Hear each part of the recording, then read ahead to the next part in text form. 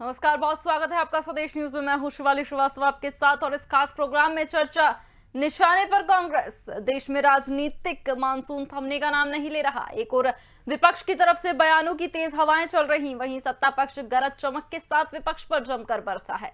गाजियाबाद में हुई घटना की हवा ऐसी चली कि राजनीति में तूफान आ गया। जहां गाजियाबाद में हुई घटना पर राहुल गांधी के ट्वीट पर कई सवाल सरकार पर दागे। राहुल गांधी ने एक ट्वीट किया जिसके बाद सवालों की झड़ी लग गई, तो वहीं उसकी बूंदें प्रदेश में भी पड़ी। प्रदेश के गृह मंत्री नरोत्तम मिश्रा ने राहुल गांधी को आड़े हाथ लिया। यही नहीं, कांग्रेस की मानसिकता पर भी सवाल खड़े किए। उन्होंने कहा कि कांग्रेस सांप्रदायिकता का जहर फैलाती है। उन्होंने कहा हमेशा आस्था पर कांग्रेस कुठाराघात करती है। ऐसे में सवाल यही कि क्यों बार बार सांप्रदायिक राजनीति हो रही है। एक फेक न्यूज को बिना तथ्य जाने सांप्रदायिक रंग देना कितना सही, वैक्सीन को सांप्रदायिक रंग देना कितना जायज, इन्हीं सब सवालों के जवाब लेंगे आज इस कार्यक्रम में। लेकिन उससे पहले सुनवाते हैं कि क्या कुछ कहा गृह मंत्री नरोत्तम मिश्रा ने। पूरी टेंडेंसी को देखो आप, मैं रोज इस बात को बोलता हूं कि हमारी आस्था पर कुठाराघात कैसे करते हैं, ये कोई कांग्रेसियों से सीखे। बोले कोरोना कुंभ से फैल गया, राम मंदिर की शिलान्यास पे बोले तारीख गलत है, अब बोले चंदे पे सवाल उठा दो। ये सारे राहुल गांधी से लेके यहां तक की बात कर रहा हूं। जो पुलिस के बयान आने के बाद भी हिंदू मुस्लिम में कैसे कटुता पैदा हो, यही उनकी पूंजी है जो खोती जा रही है। अब वो उन्हीं के समाज के लोग थे, पर जोड़ दिया राहुल गांधी ने, ट्वीट भी कर दिया। कितनी तीव्रता दिखाते हैं इसमें वो, कि कैसे भी देश में सांप्रदायिक जहर फैला रहे। तो गृह मंत्री नरोत्तम मिश्रा ने कांग्रेस पर सवाल खड़े किए। गाजियाबाद घटना को लेकर निशाने पर राहुल गांधी, कांग्रेस की मानसिकता पर भाजपा के कई सवाल। कांग्रेस सांप्रदायिकता का जहर फैलाती है, ये कहा डॉक्टर नरोत्तम मिश्रा ने। हमेशा हमारी आस्था पर कुठाराघात करती है कांग्रेस। गृह मंत्री नरोत्तम मिश्रा का यह बयान गाजियाबाद की घटना के बाद राहुल गांधी पर भी उठने लगे सवाल। देश में सांप्रदायिक जहर कांग्रेस फैलाती है। इन्हीं सब पर आज खास प्रोग्राम में चर्चा करेंगे। हमारे साथ नेहा बग्गा, प्रवक्ता बीजेपी की मौजूद हैं, सिद्धार्थ रजावत, प्रवक्ता कांग्रेस, वहीं रमेश शर्मा, वरिष्ठ पत्रकार भी हमारे साथ मौजूद हैं। बहुत बहुत स्वागत है आप सभी का स्वदेश न्यूज में। नेहा जी, सबसे पहले आपसे मेरा सवाल, जिस तरह की घटनाएं हुई हैं पिछले कुछ दिनों में, लगातार सांप्रदायिक रंग जो हर चीज को दिया जा रहा है, क्या उस पर प्रतिक्रिया आपकी? कि जहां पर भी कांग्रेस पार्टी को चुनाव नजदीक आते दिखते हैं तो इनकी जो घृणित और विकृत मानसिकता है हिंदुओं के प्रति, वो सामने आ जाती है। और ये इतिहास इनका लंबा है। आप देखिए, कुछ दिन पहले दिग्विजय सिंह कह रहे थे एक पाकिस्तानी पत्रकार से कि 370 को बहाल कर देंगे अगर कांग्रेस पार्टी केंद्र में दोबारा आ जाती है तो।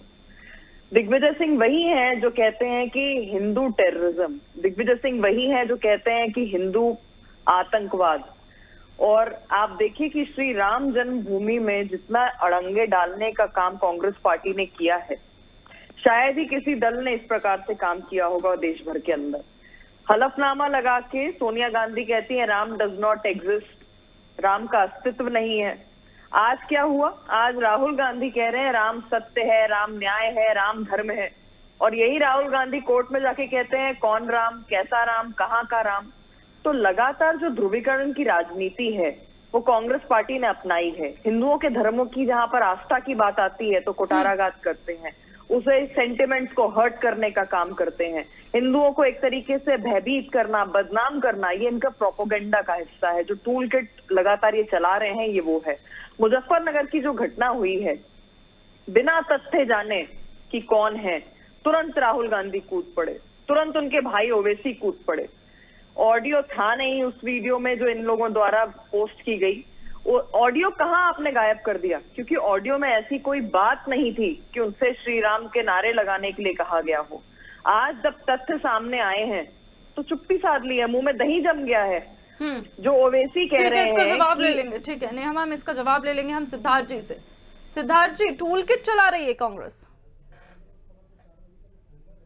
आरोप लगातार लगते आ रहे हैं आप पर। सिद्धार्थ जी, आप तक मेरी आवाज आ रही है?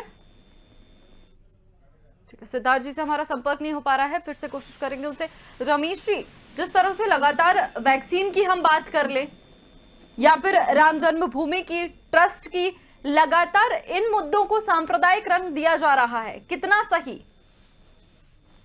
करके इसमें तो कोई शक नहीं कि कुछ कांग्रेस की कुछ ऐसी नीतियां रही हैं जिनके कारण उन पर आक्षेप लग रहे हैं जी। सत्य क्या है ये तो वही जाने, लेकिन जिस तरीके से कहाँ खलीफा का पद खत्म हुआ था टर्की में, लेकिन कांग्रेस ने ये 1920-22 के आसपास खिलाफत आंदोलन यहाँ किया था उसके पक्ष में।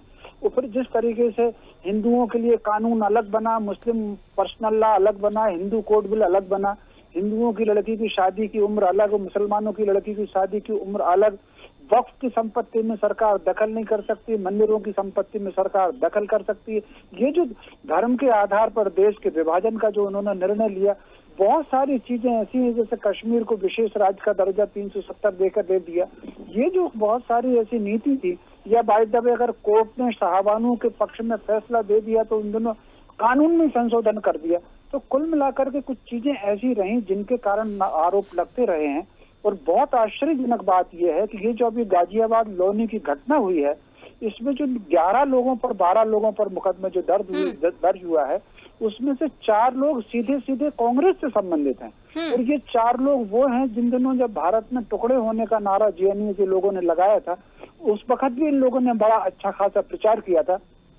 तो राहुल गांधी जी उस वक्त भी जेएनयू के पक्ष में खड़े हुए थे। अभी भी उन्होंने जिस तरीके से वो सारा का सारा फर्जी जो वीडियो जारी हुआ, और तो झगड़ा जो था एक तावीज को लेकर के था, और जो जिन लोगों ने मारपीट की है उसमें एक का नाम इमरान है, एक का नाम आदिल है, एक का नाम परवेज है। हालांकि कुछ मीडिया हाउस में परवेज को प्रवेश के रूप में भी उसका नाम आया है।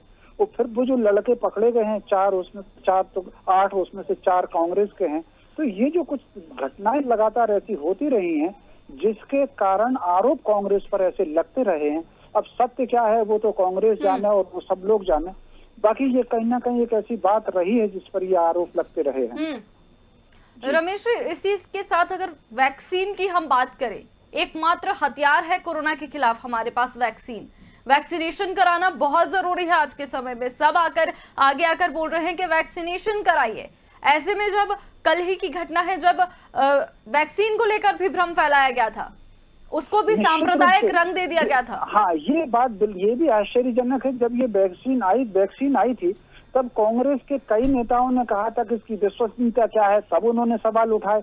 और अभी जो कांग्रेस से खासतौर से जो IT सेल के दिलीप पांडे हैं, उन्होंने जिस तरीके से ट्वीट किया और फिर इसको प्रचार किया कि इसमें नवजात बछड़े का वो जो है, निश्चित रूप से ये बात बहुत एक आश्चर्यजनक है और वैक्सीन को लेकर के ये भ्रम फैलाने में आती है। हालांकि ये इस पर सरकार ने तुरंत खंडन किया, और ये गाजियाबाद वाले मामले में तो ट्विटर पर भी मुकदमा हुआ है। तो कुल मिलाकर के सरकार इस बार फिर थोड़ा सा सख्ती कर रही है, और मैं समझता हूँ इन सारी चीजों पर और सख्ती भी होनी चाहिए। जी बिल्कुल। नेहा जी, आपसे भी मेरा यही सवाल होगा। मैं आपसे ये भी, जिस तरह से लगातार सांप्रदायिक रंग देने की हम बात कर रहे हैं, गाजियाबाद की घटना की हम बात कर रहे हैं, लेकिन वैक्सीन जिस पर तो कोई राजनीति होनी ही नहीं चाहिए, शुरुआत से ये कहा जा रहा है कि ये कोई मुद्दा नहीं है कोरोना और वैक्सीन, लेकिन इस पर भी जब एक भ्रम फैलाया गया, उसको भी सांप्रदायिक रंग देके जब सारी चीजें सामने आई, तो इस पर क्या प्रतिक्रिया? ये कि कोरोना का जो पैंडेमिक आया है, हमारे देश में वैज्ञानिक जो है 2 प्रकार की वैक्सीन बना रहे हैं, जबकि वो इतनी बड़ी उपलब्धि है कि विश्व उसको मानता है। पर कांग्रेस पार्टी ने क्या किया? कांग्रेस पार्टी जहां जहां पर इनकी सरकारें हैं, सबसे पहले उन्होंने कोवैक्सीन को नकारने का काम किया, जो भारतीय वैक्सीन है। हमारे वैज्ञानिकों का अपमान किया। उसके बाद जब वैक्सीन पहुंचाई गई छत्तीसगढ़, राजस्थान, पंजाब में, उसके वॉइल्स को बर्बाद किया गया। शुरू के जो हमारे हेल्थ वर्कर्स को वैक्सीन लग जानी चाहिए थी, उस समय सबसे ज्यादा इन्होंने बर्बाद करने का काम किया। हम सब जानते हैं कि टाइम पीरियड होता है इन वैक्सीन के स्टोरेज का, और उस 2 महीने में शुरुआत में उसकी बर्बादी। आज के समय पे आप देखिए आज क्या हो रहा है। राजस्थान के अंदर में ये वैक्सीन को गड्ढा खोद के गाड़ने का काम कर रहे हैं, उसकी वॉइस बर्बाद हो रही है लगातार। पंजाब में जहां पर इनकी सरकार है, वहां पर अमरिंदर सिंह ने लगभग 1 महीने तक मुफ्त वाली वैक्सीन को प्राइवेट अस्पतालों में बेचकर पैसा कमाकर एक बड़ा घोटाला किया। वैक्सीन पे भी जिस तरीके से कल इनके जो राष्ट्रीय एक आईटी सेल का व्यक्ति है उसने सवाल उठाया, बछड़े का उसको इस्तेमाल होने का कहा और एक तरीके से एक जो कम्युनल एंगल देने का काम किया है, क्योंकि आप हम सब जानते हैं कि हिंदुओं की आस्था गाय से बछड़े से जुड़ी हुई है। वापस घूम फिर कर अपनी डर्टी ट्रिक्स पर आ गए, अपने प्रोपोगेंडा पर आ गए और वहीं पर सरकार ने स्पष्टीकरण दिया है। कल बहुत बड़े बड़े मैं कुछ चैनल्स पे सुन रही थी, कई वरिष्ठ जो कांग्रेस पार्टी की प्रवक्ता हैं, एक वो कह रही थी कि उस वीडियो को वापस ले लिया गया है, डिलीट कर दिया गया है। पर आज भी मैंने देखा अभी कुछ देर पहले तक उस व्यक्ति का, जो गौरव नाम का व्यक्ति है इनके आईटी सेल का, उसका वीडियो आज भी वहां पर शामिल है। तो एक और एक ही इनके पास एजेंडा है, किसी भी तरीके से अपनी गंदी राजनीति को चमकाओ, भले किसी की जान खतरे में हो, भले किसी की जान चली जाए, पर वैक्सीन को लेकर भ्रम फैलाना, वैक्सीन को लेकर लगातार बदनाम करना ना वैज्ञानिकों का सम्मान है, ना जनता का सम्मान है। और कांग्रेस सिर्फ अपने एंटी हिंदू एजेंडे पे चलने का काम कर रही है। बिल्कुल रमेश जी, लगातार जिस तरह के बयान सामने आ रहे हैं, कमलनाथ जी के भी बयान सामने आए हैं, दिग्विजय जी के भी बयान सामने आए हैं और अब ऐसे में राहुल गांधी के भी ट्वीट पर ट्वीट आ रहे हैं, तो मंशा पर सवाल उठना मंशा पर तो सवाल उठेंगे ही।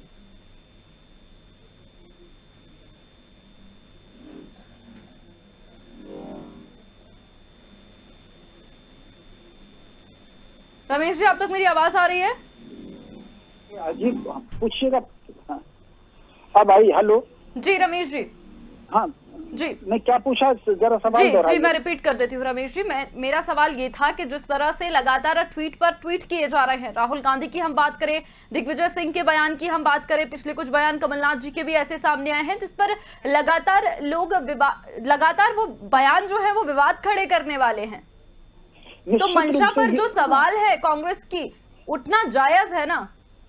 निश्चित रूप से, जो मैंने पहले भी कहा कि वाकई कुछ इस तरह के से बयान आ रहे हैं और उसका कारण मुझे जो एक लग रहा है कि कांग्रेस कहीं ना कहीं मीडिया की सुर्खी पर ज्यादा फोकस कर रही है, बजाय जमीन पर कोई अच्छा कार्यक्रम देने के बजाय, कोई कार्यक्रम चलाने के बजाय, लोगों के बीच में जाने के बजाय तो मीडिया की सुर्खियों पर ज्यादा फोकस कर रहे हैं। और इस कारण से चूंकि इस तरह के बयान मीडिया की सुर्खियों में आ जाते हैं। दूसरा एक और खास बात है कि एक समय मुझे लग रहा है कि मुस्लिम वोट बैंक जो था वो कांग्रेस की अपनी उनके पॉकेट में रहता था, लेकिन धीरे धीरे वो मुस्लिम वोट बैंक उनके पास से खिसका है, हर राज्य में उनके पास से खिसक गया है। और फिर बीच में जिस तरीके से 3 तलाक को लेकर के आए हैं और सबके साथ सबका विकास की बात कही मोदी जी ने, तो मैं समझता हूँ भाजपा में भी और संघ में भी कहीं ना कहीं मुस्लिम भाव बढ़ा है। तो मुझे लग रहा है कि कुछ इस तरह की बातें कह करके कांग्रेस अपने मुस्लिम वोट की तरफ दोबारा उनको अपने पास रखने की कोशिश कर रही है, मुझे ऐसा लगता है। और ये मैं इसको ये नहीं कहूंगा कि इस तरह के बयान वो अचानक आ जाते हैं, क्योंकि अगर आप देखें कि दिल्ली से लेकर के केरल तक कांग्रेस के नेता कुछ ना कुछ इस तरह के बयान देते ही रहते हैं। जैसे अभी कुछ दिन पहले नूरपुर में, अलीगढ़ के नूरपुर में एक घटना हुई थी, अलीगढ़ में गाँव है नूरपुर, वहाँ बारात निकलने को लेकर के घटना हुई थी।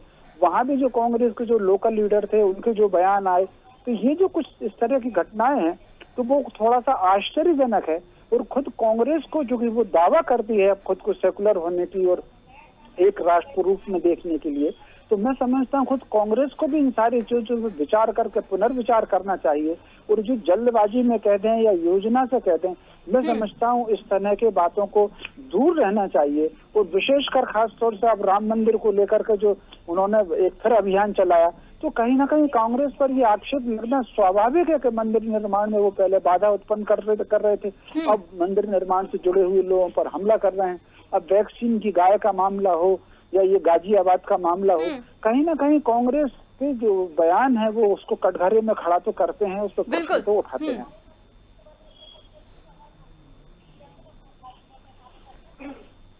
नेहा जी, जिस तरह से लगातार राम मंदिर की हम बात करें या फिर जो हिंदू भावनाओं को लगातार ये जो सांप्रदायिक रंग दिया जा रहा है, लगातार आस्था पर कुठाराघात की बात कही है गृह मंत्री नरोत्तम मिश्रा ने। आप देख लीजिए कि कांग्रेस पार्टी का झुकाव और प्रेम किस तरफ है, उसी से आपको समझ में आ जाएगा। जो कुख्यात आतंकवादी हैं उन्हें दिग्विजय सिंह जी कहकर संबोधित करते हैं, उसामा जी, हाफिज साहब और जो हिंदू हैं उनके लिए राहुल गांधी कहते हैं कि हिंदू मंदिर में लड़कियां छेड़ने के लिए जाते हैं। जी। जब राम मंदिर के पक्ष में फैसला आता है, आप मुझे बता दीजिए कौन सा ऐसा कांग्रेस का नेता है, राहुल गांधी, सोनिया गांधी, आप प्रियंका गांधी, आपको नजर आई क्या कहीं जश्न मनाते, कहीं खुशी जताते, कहीं बाइट देते हुए, कहीं ट्वीट करते हुए? क्योंकि बाकी तो छोड़ दीजिए जमीन पर ट्विटर पर तो मैं मानती हूँ कि बहुत ज्यादा एक्टिव रहते हैं, कहीं नजर नहीं आए। पर दिग्विजय सिंह सामने आए और उन्होंने कहा कि मुहूर्त सही नहीं है। लगातार इस प्रकार की जब जब कोई घटनाएं होती हैं, जैसे कि गाजियाबाद की घटना है, तो उसको झूठ प्रस्तुत करना, हिंदुओं की छवि को खराब करना, जानबूझकर बीच में जय श्री राम के नारे को ले आना। श्री राम तो हमारे कण कण में बसते हैं, हमारे आराध्य हैं, हम उन्हें रोज पूछते हैं। और इस तरीके से जब कांग्रेस पार्टी श्री राम को बीच में लाती है और उनका प्रोपेगेंडा सामने आ जाता है, जब उनके ही कार्यकर्ता ऐसे इस तरीके की घटनाओं में लिप्त दिखते हैं, तो वापस चुप्पी साध लेती है ये कांग्रेस। ठीक है, हमारे साथ सिद्धार्थ जी भी जुड़ गए हैं। सिद्धार्थ जी, मीडिया में बने रहने के लिए ऐसे लगातार बयान दिए जा रहे हैं, ये आरोप लगा रहे हैं आप पे। बड़ा दुर्भाग्य है कि भारतीय जनता पार्टी ने राजस्थान और छत्तीसगढ़ जाके गड्ढे खोद के वैक्सीन निकाल लिए, जो वैक्सीनेशन, जैसा कि अभी बक्कर मैडम बोल रही थी। पर क्या कारण रहा कि भारतीय जनता पार्टी के आरएसएस समूह के संगठन के लोग, स्वयंसेवी संगठन के लोग यमुना और गंगा जी में जाके वो शव नहीं निकाल पाए जिनको दफनाया गया। बड़ा हिंदुत्व और हिंदू की बातें कर रही हैं बक्का जी से मैं पूछना चाहता हूं कि उन हिंदुओं की कौन जवाबदारी लेगा जिनको मुस्लिम धर्म के हिसाब से दफनाया गया? आप बड़ी संस्कार वाली पार्टी की आप प्रवक्ता हैं, तो कम से कम आप हमारे प्रधानमंत्री को उसकी जिम्मेदारी लेते हुए उनका अंतिम संस्कार कराना था। आप कांग्रेस पे क्यों उंगली उठाते हैं? कांग्रेस के कार्यकर्ताओं पे क्यों उठाते हैं? अरे आपका संगठन जिसने गोधरा में इतना बड़ी हत्याकांड और इतनी बड़ी साजिश रची हो, वो आज मुख्यमंत्री बन के प्रधानमंत्री बन गया। आप उस पार्टी की आप सदस्य हैं। सिद्धार्थ जी, पास में नहीं जाइए ना, इतिहास में नहीं जाइए, वर्तमान पे रहते हैं ना। मैं वर्तमान की बात कर रहा हूँ। इनने वैक्सीनेशन के गड्ढे खोद के निकाल लिए, कांग्रेस की यहाँ गवर्नमेंट है, और उन मुर्दों को नहीं निकाल पाए, उन शवों को नहीं निकाल पाए जिनको दफनाया गया, जिनको लकड़ी मुहैया नहीं करा पाए ये लोग, जिनको शमशान घाट में कोई अग्नि देने वाला नहीं था। तो इस तरह के भ्रम फैलाए जाएंगे सिद्धार्थ जी, बिना तथ्य जाने एक न्यूज को आपने सांप्रदायिक रंग देके पेश कर दिया, एक फेक न्यूज को। देखिए, जो भी कोई अगर भ्रम फैला रहा है या जो भी कुछ हो रहा है उस पर कानूनी कार्रवाई होनी चाहिए, इससे मैं कतई पीछे नहीं हट रहा हूँ। पर भारतीय जनता पार्टी कितने भ्रम फैलाती है, क्या करती है, जो व्हाट्सएप यूनिवर्सिटी और फेसबुक यूनिवर्सिटी के सहारे आप देखिए कितने जवाहरलाल नेहरू जी, इंदिरा जी के कितने अनैतिक फोटो डालते हैं ये लोग। इसके ऊपर कार्रवाइयां भी की गई, हम लोगों ने कंप्लेंट की, तो उसकी जिम्मेदारी ये लोग लेंगे क्या? अरे सिद्धार्थ जी, अभी की बात करते हैं ना, वर्तमान की, जिस तरह से लगातार वैक्सीनेशन को लेकर भ्रम फैलाया जा रहा है। कल आप ही के एक उन्होंने राष्ट्रीय वो थे, संयोजक जो थे आपके पार्टी का, सोशल मीडिया संभालते हैं, उन्होंने एक ट्वीट कर दिया था कल, पढ़ा ना आपने, कितना बवाल मचा उससे। देखिए, कई बार गलतीवश कुछ भी चीज हो जाती है तो उसको इतना बड़ा मुद्दा या रूप नहीं देना चाहिए। अगर भारतीय जनता पार्टी से ये पूछा जाए, इनके इतने सारे जो गलतियां हैं जो कर चुके हैं, आप संबित पात्रा जी को देख लीजिएगा, संबित पात्रा जी कितने गलत बयान दे चुके हैं। मैं आपको उनकी है ना पूरी तो आप भी अपने आप को मतलब, अगर आप कह रहे हैं कि संबित पात्रा जी गलत बयान दे चुके हैं, तो आप भी गलत बयान देंगे? नहीं, गलत अगर गलत बयान दिए तो इसका जवाब हम नेहा जी से ले लेंगे। नेहा जी इस बात का जवाब देंगे। कांग्रेस के किसी पदाधिकारी ने, एक्चुअली मैं 2-3 दिन से टाउन से बाहर हूँ, मैं ग्रामीण एरिया में हूँ, तो मैं अभी पढ़ नहीं पाया हूँ। अब मैं उसको पढ़ूंगा, उसका भी मैं आपको पूरा सवाल, और जो आप सवाल कर रहे हैं उसका भी मैं पूरा जवाब दूंगा। पर हाँ, अगर भारतीय जनता पार्टी किसी भी अनैतिक चीज पे अगर कोई ब्लेम कर रही है, ठीक है, इसका जवाब ले लेंगे नेहा जी से।